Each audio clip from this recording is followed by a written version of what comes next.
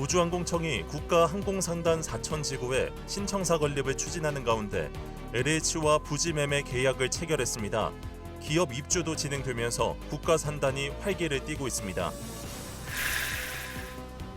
국립항공우주전문과학관이 진주시 만경동 철도역사공원 부지에서 건립을 위한 첫 삽을 떴습니다.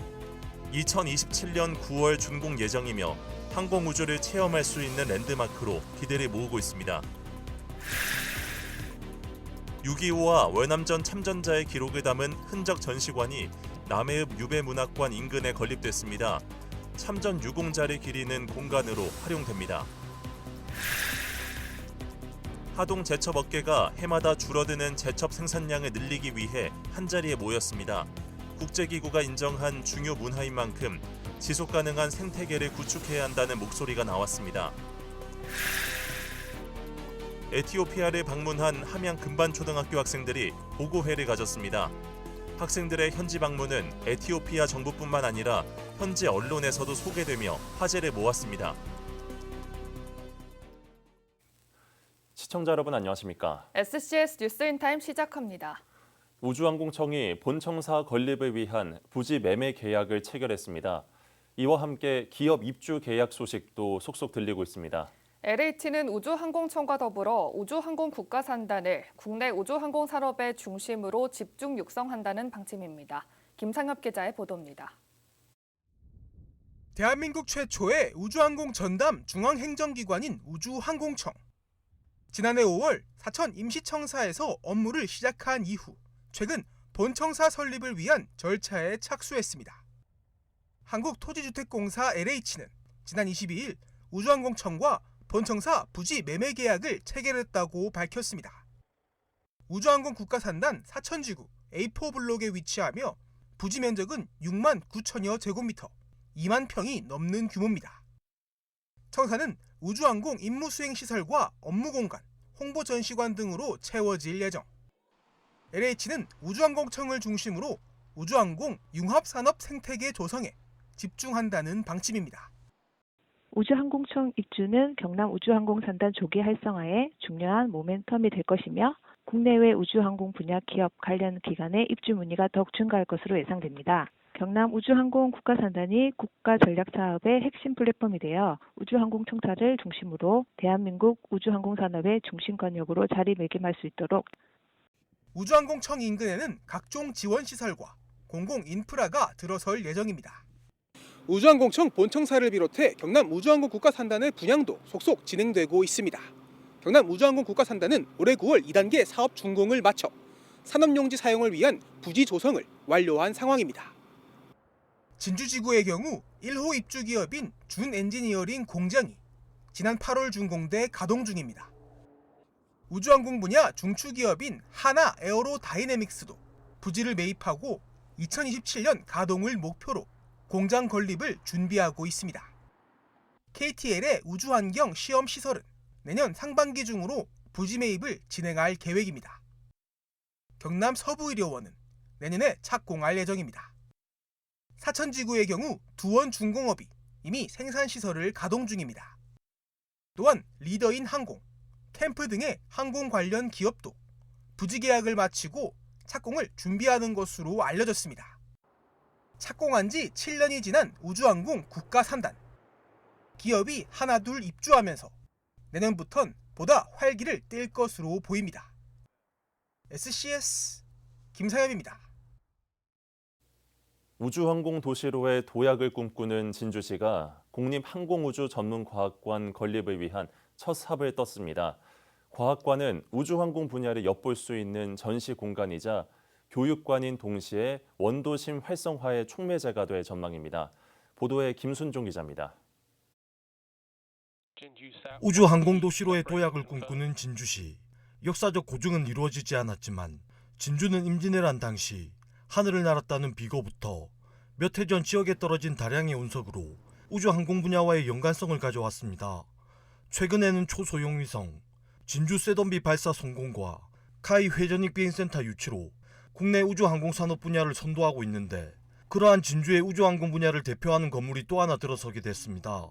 국립항공우주전문과학관입니다. 진주시는 23일 만경동 지식산업센터 앞 부지에서 항공우주 전문과학관 착공식을 열어 과학관 건립사업의 시작을 알렸습니다. 과학관은 천체 투영 광고와 항공기술관, 천문우주관 등 아이들과 시민들이 우주항공 분야에 가까이 다가갈 수 있는 다양한 전시시설과 체험시설로 구성돼 우주항공 분야에 대한 지역민의 친밀도를 높일 예정입니다. 국립항공우주과학관은 앞으로 우주항공에 대한 체험과 전시를 통해서 아이들한테 꿈과 희망을 그리고 지역의 미래를 선물하게 될 것입니다. 특히 과학관이 들어설 부지 인근에는 이미 철도문화공원이 조성돼 있고 2028년 말에는 과학관 옆 부지에 국립진주박물관이 이전해올 예정입니다. 시는 진주성으로부터 시작해 곧 착공에 들어갈 난강변 다목적 문화센터 그리고 이곳으로 이어지는 관광문화벨트를 구축, 침체되어가는 원도심에 활력을 불어넣겠다는 계획입니다. 전체적으로 문화적 요소들 그리고 과학 체험적 요소들이 우리 진주성에서부터 이 구진주역까지 이렇게 길게 뻗어나면서 원도심이 더 활기를 찾는 그런 계기가 될 것으로 생각을 합니다. 이날 첫 삽을 뜬 항공우주 전문과학관은 2027년 하반기 준공될 예정입니다. 시는 과학관이 준공되면 이곳이 진주의 우주항공 산업을 뒷받침하는 우주항공문화의 중심축이 될 것이라 내다보고 있습니다. SCS 김순종입니다. 남해군이 지난 2021년부터 특수시책으로 추진해온 참전 유공자 흔적 남기기 사업. 군은 지역 곳곳 유공자와 유가족을 찾아 이들의 기억을 채록하는 작업을 이어왔는데요. 관련 기록과 물품 등을 한 곳에서 만나볼 수 있는 흔적 전시관이 드디어 문을 열었습니다. 나라를 지키고자 했던 숭고한 마음이 모인 전시관을 김동엽 기자가 다녀왔습니다. 지난 1955년부터 약 20년간 이어진 월남전. 우리나라는 미국의 요청에 따라 8년이 넘는 기간 동안 30만 명 이상의 국군을 파병했습니다. 전사자만 약 5천여 명, 부상자도 1만 명에 달합니다. 월남전은 지금도 아픈 우리 근대사의 한 단면으로 남아 있습니다. 우리가 주어진 임무에 책임을 다하고 그리 전투를 했습니다. 전우들이 무사히 살아오고 돌아오고 그런 분들은 참 다행히 참했지만 거기에서 전사를 하고 했는 건 너무 안타깝더라고요. 남해군은 유공자의 희생을 기리기 위해 흔적 전시관 건립을 추진해 왔습니다. 전쟁의 아픔을 기억하고 다시는 같은 일이 일어나선 안 된다는 교육의 장으로 활용하기 위함입니다. 전시관은 전쟁의 흔적과 상흔을 재해석한 4곳의 전시 공간으로 구성됐습니다. 유공자의 이름이 새겨진 기억 공간을 지나 만날 수 있는 실물 소장품들. 참전 유공자 400여 명으로부터 기증받은 자료만 4천여 점에 달합니다. 당시의 삶을 생생히 느낄 수 있는 아카이빙 공간은 보는 이로 하여금 깊은 울림을 자아내게 합니다. 군은 과거의 아픔을 오늘의 교훈으로 삼아 세대 간 기억을 이어가는 장으로 시설을 꾸려나간다는 방침입니다. 보훈단체뿐만 아니라 전 국민이 다녀가는 안보관광 주요 시설로 만들어가겠다는 계획입니다. 우리나라에서 하나밖에 없는 전시관이지만은 잘만 활용을 하면은 정말로 전쟁을 모르는 후세들한테 우리가 안보에 대한 그 경각심을 심어주고 뭐 이런 부분에서 좋은 교육의 장이 되리라 생각합니다. 참전 유공자의 일상과 기억을 가장 가까이에서 만날 수 있는 흔적 전시관. 잊혀져서는 안 될 역사의 기록은 이곳에서 다시 이어지고 있습니다. SCS 김도겸입니다.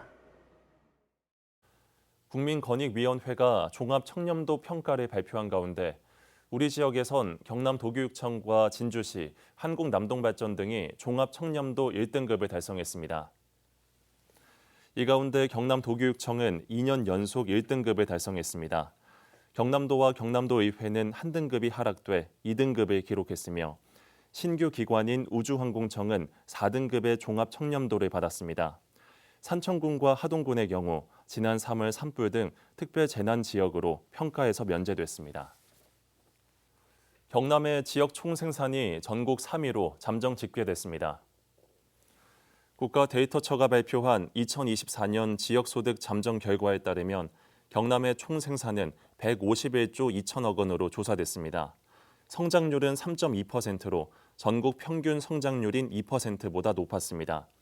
전국 3위를 기록한 경남은 지난 2016년 이래 처음으로 3위에 올랐습니다. 인구 역시 올해 11월 기준 332만 명으로 경기, 서울에 이어 3위를 기록했습니다. 경남도가 남부권 광역관광진흥사업 추진을 통해 체류형 관광상품 개발에 나섭니다. 도는 사천시와 남해 하동군에 로컬 투어랩 실행 계획 수립을 완료했다고 설명하면서 국비 25억 원을 투입해 특화 관광 콘텐츠 개발과 체험형 상품 운영에 나서겠다고 밝혔습니다.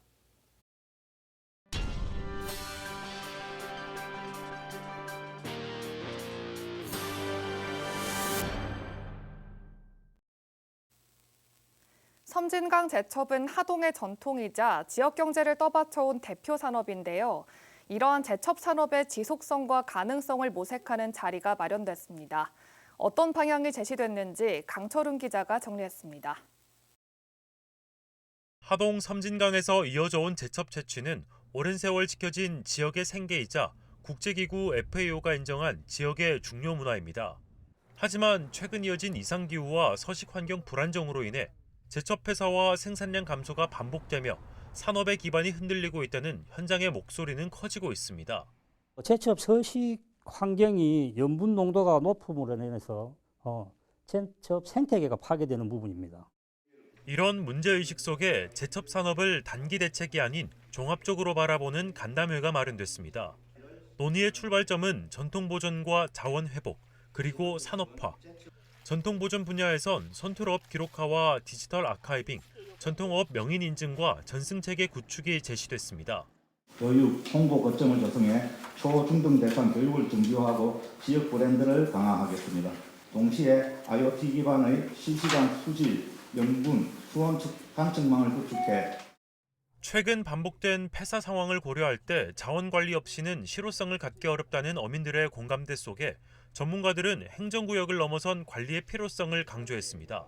수산자원관리법 제48조에 이어서 수산자원관리수면으로 지정을 받아라. 이걸 함으로써 특히 강양시하고 하동군이 통합으로 한다면 해수에서 이거는 절대적으로 들어줄 가능성이 많습니다. 이런 기반 위에서 제첩을 단순 원물 소비에서 벗어나 가공, 유통, 관광으로 확장하는 산업화 구상도 논의됐습니다. 체험관광과 축제, 프리미엄 브랜드와 온라인 유통까지 제첩의 가치를 넓히겠다는 계획입니다. 다만 이런 구상이 실현되기 위해선 현장의 생태 조건과 어업 현실을 얼마나 정확히 반영할 수 있느냐가 관건. 전통과 산업성, 그리고 환경 조건 사이의 균형이 이번 간담회 이후 정책적으로 어떻게 이어질지가 하동 제첩 산업의 방향을 가를 변수입니다. SCS 강철웅입니다. 함양의 작은 학교 금반초등학교 학생들이 8박 11일간의 에티오피아 탐방 일정을 마쳤습니다. 현지 학생들과 함께 급식을 먹으며 문화를 체험하고 그곳에서 활약하는 한국인을 만나 배움의 시간도 가졌다고 하는데요. 김현준 기자가 학생들의 탐방기를 들어봤습니다. 8박 11일간의 에티오피아 탐방을 떠난 함양 금반초등학교 학생들. 태권도와 전통춤으로 환영하는 현지 학생들과 같이 춤을 추고 급식을 먹으며 우정을 쌓습니다. 또 에티오피아 최고 명문대 아디스아바바 대학교와 최초 인류 화석 루시가 전시된 국립박물관을 방문해 현지 문화를 체험하고 6.25 참전용사 기념탑에 헌화하며 아프리카에서 유일하게 지상군을 파병한 에티오피아의 헌신에 존경을 표했습니다. 문화를 존중하는 법을 배웠습니다. 따뜻한 마음을 가진 세계 시민으로 성장하겠습니다. 의료봉사 중인 의사부터 대한민국 대사까지 현지에서 활약하는 한국인을 만나서는 준비한 질문을 직접 던져보기도 했습니다. 탐방 일지에는 이를 통해 성장한 학생들의 뿌듯함이 빼곡히 적혀 있습니다. 외교나 봉사 외에도 금융이라는 도구로 나라의 성장을 도울 수 있다는 것을 새롭게 알게 되었습니다. 금반초는 앞으로도 경년에 한 번씩 에티오피아를 방문하고 펜팔과 물품을 주고받으며 협력을 이어갈 예정. 내년에는 스웨덴을 방문해 해외 체험을 이어갈 계획입니다. 스웨덴에 있는 여러 가지 노벨과 관련된 기관, 또 여러 사람을 직접 만나서 그분들의 삶과 비전을 배워서 올리고 또 아이들의 언어 소통 능력에 대해서 더 많은 준비가 필요함을 느꼈습니다. 거기에 대해서 더 보강을 해서 체험학습 기회가 적은 작은 학교 학생들에게 견문을 넓히는 계기가 된 에티오피아 탐방. 전 과정을 학생들이 직접 준비한 만큼 그 보람도 더 컸습니다. 한편 23일 행사에서는 전교생이 책을 출판하는 1인 1출판 기념회도 개최돼 관심을 모았습니다. SCS 김현준입니다. 함양 대봉산 휴양밸리가 내년 3월 31일까지 휴장합니다. 함양군은 겨울철 한파와 결빙에 따른 안전사고 예방을 위해 동절기 휴장한다고 밝혔습니다. 이번 휴장 기간에는 모노레일 선로 보수와 승강장 단열 공사 등 시설 보완 공사도 진행됩니다. 남해군이 읍내 봉전지구에 뉴빌리지 사업을 추진 중인 가운데 최근 지구 내 주요 도시계획도로를 개통했습니다. 이번에 개통된 도로는 봉전마을 내 임페리얼 빌리지와 해피니스빌 사이를 잇는 폭 8m 도로로 그간 협소한 길로 불편을 겪었던 주민들의 이동 편의 개선을 위해 조성됐습니다. 한편 남해군 봉전지구 뉴빌리지 사업은 오는 2029년 12월까지 5년간 추진되는 중장기 주거정비 사업입니다. 하동군은 올해 전지훈련을 위해 찾은 선수단이 3만 7천여 명에 이른다고 밝혔습니다. 하동군 집계에 따르면 동계훈련이 2만 1천여 명으로 가장 많았고 하계훈련 만여 명, 추계 등 기타 기간 6천여 명으로 나타났습니다.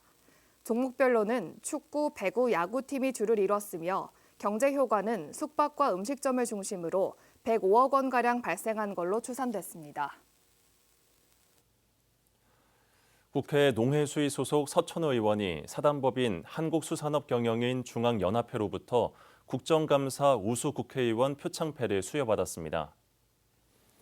연합회는 해상풍력 발전 사업과 관련한 어업인 수용성 문제, 남강댐 방류로 인한 어패류 폐사 대책 마련 등 수산업과 어촌 현안 전반에 대해 책임 있는 질의와 개선 요구를 이어온 서천호 의원을 우수 국회의원으로 선정했다고 밝혔습니다. 경남교육감 선거 출마를 준비하고 있는 김상권 전 경남교육청 교육국장이 보수중도 후보 단일화 여론조사 내용이 유출됐다며 지역 일간지 한 곳과 단일화 연대를 고발했다고 밝혔습니다. 23일 기자회견을 연 김 전 국장은 1차 여론조사 내용이 유출돼 기사화됐으며 해당 기사는 여론조사 결과를 왜곡해 보도됐다며 문제 삼았습니다. 또한 보수중도 후보 단일화는 이뤄져야 하지만 그 과정은 공정해야 한다며 이번 고발 조치는 단일화 과정의 문제를 바로잡기 위한 것이라고 덧붙였습니다. 경남도가 올해 진주시 종합감사에서 회전익 비행센터 유치 과정의 법령 위반을 확인한 뒤 적극 행정의 일환이었다는 시의 반박을 받아들여 관련 공무원을 면책하자 진보당 경남도당이 감사원에 국민감사를 청구하겠다고 밝혔습니다. 진보당 경남도당은 23일 경남도청에서 기자회견을 열어 이같이 밝히고 진주시가 회전익 비행센터 유치 과정에서 산업단지 관리 기본 계획을 위반하고 예산 낭비를 초래했다고 주장했습니다. 지역의 따뜻한 나눔 소식을 알아보는 우리 동네 나눔 순서입니다. 우주항공청과 사천시, 카이가 연말 연시를 맞아 사랑의 김장 나눔 행사를 열었습니다. 임직원과 가족 등 200여 명이 함께 담근 김치는 지역 복지시설과 소외계층 가정 900세대에 전달됐습니다. 앞으로도 지역사회와 함께하며 이웃에게 온기를 전하는 활동을 계속해 나갈 예정입니다. 국토안전관리원이 진주지역 그룹홈에 간식을 지원했습니다. 지역 내 5개 그룹홈에 150만 원 상당의 치킨 세트를 전달하며 아이들의 성장을 응원했는데요. 앞으로도 아이들의 행복과 성장을 위해 나눔을 지속해 나갈 계획이라고 전했습니다. 하동군 아동위원협의회가 연말을 맞아 취약계층 아동들에게 따뜻한 나눔을 전했습니다. 관내아동 10세대에 라면 260상자를 전달하며 겨울철 식사를 세심하게 챙겼는데요. 아동위원협의회는 아이들이 행복하게 자랄 수 있는 환경을 만들기 위해 나눔 활동을 앞으로도 이어나갈 겁니다. 박재훈 청안면 재향 군인회장이 취임과 함께 청안 면민을 위한 나눔을 실천했습니다. 지난 18일 이취임식 자리에서 성금 100만 원을 기부하며 지역사회에 훈훈한 감동을 전했는데요. 박 회장은 평소에도 경로당 물품 기부와 취약계층 지원 등 꾸준한 봉사활동으로 지역사회에 귀감이 되어 왔습니다. 나눔에 참여해주신 모든 분들께 감사드립니다.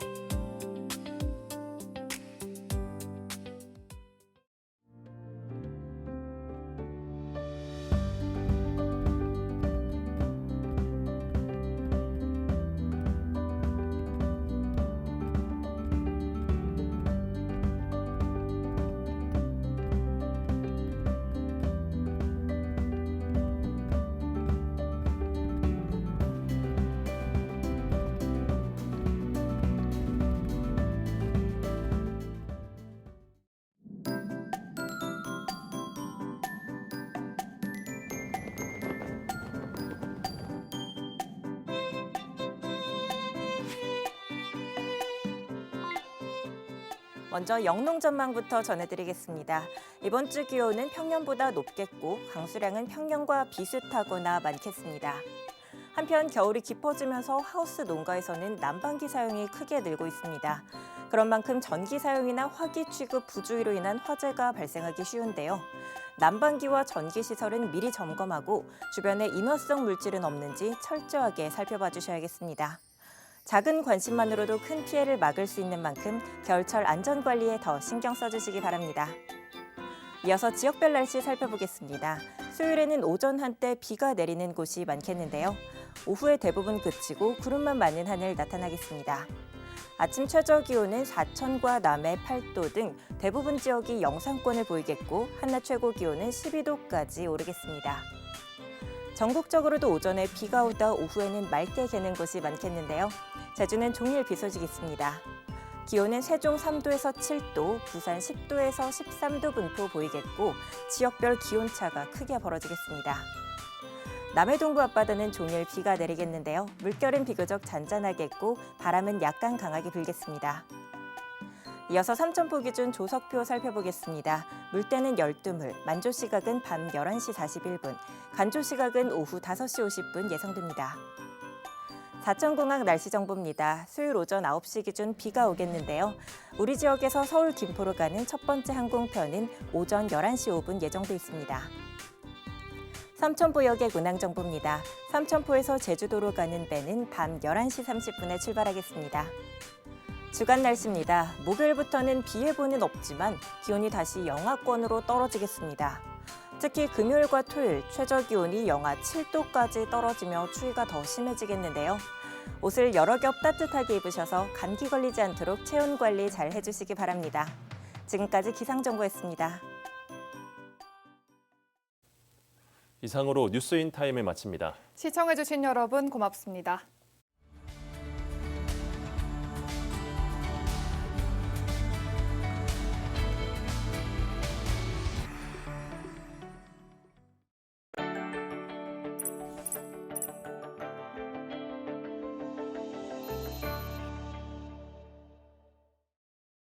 오늘 전해드린 소식이 도움이 되셨다면 좋아요 눌러주시고 더 많은 뉴스를 빠르게 받아보려면 구독 버튼도 꼭 눌러주세요.